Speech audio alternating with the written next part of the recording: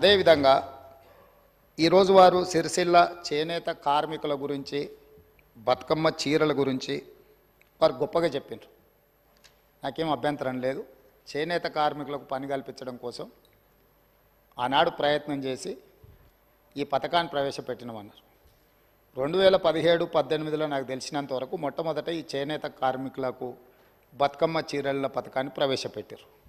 నేను సూటిగా వారిని అడుగుతున్న ఒకటే మాట, అక్కడ ఇక్కడ డొంక తిరుగుడు కాకుండా మీరు ఈ పథకాన్ని ప్రారంభించిన సంవత్సరం మీరు సిరిసిల్లలో నేత కార్మికులకు పనిచ్చి బతుకమ్మ చీరలు తీసుకొచ్చి ఆడబిడ్డలకు పంచిపెట్టినరా, లేకపోతే మీ బినామీలకు కాంట్రాక్ట్లు ఇచ్చి సూరత్ వెళ్ళి సూరత్లో మీ తూకం కింద చీరలు తీసుకొచ్చి చీరల సైజు కంటే సైజు తక్కువ కట్ చేసి దండి కొట్టి ఆడబిడ్డలకు పంచిపెడితే ఆడబిడ్డలు తిరుగుబాటు చేసి ఇవి బతుకమ్మ చీరలు ఆడబిడ్డలు కట్టుకునేటివి కావు అని చెప్పి ఆడబిడ్డలు తిరుగుబాటు చేసిన మాట వాస్తవం కాదా?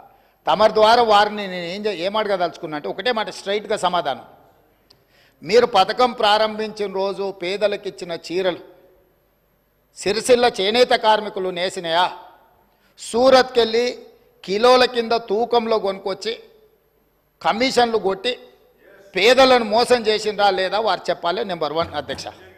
నెంబర్ 2, వారు అధికారం కోల్పోయేటప్పటికి మీరు అదే సిరిసిల్ల చేనేత కార్మికులకు 275 కోట్ల రూపాయలు బతుకమ్మ చీరల బకాయిలు పెడితే మా ప్రభుత్వం వచ్చిన తర్వాత మా మంత్రి పొన్నం ప్రభాకర్ గారు, మా ఆది శ్రీనివాస్ గారు వస్తే 100 కోట్ల రూపాయల బకాయిలు విడుదల చేసింది నేనా కాదా?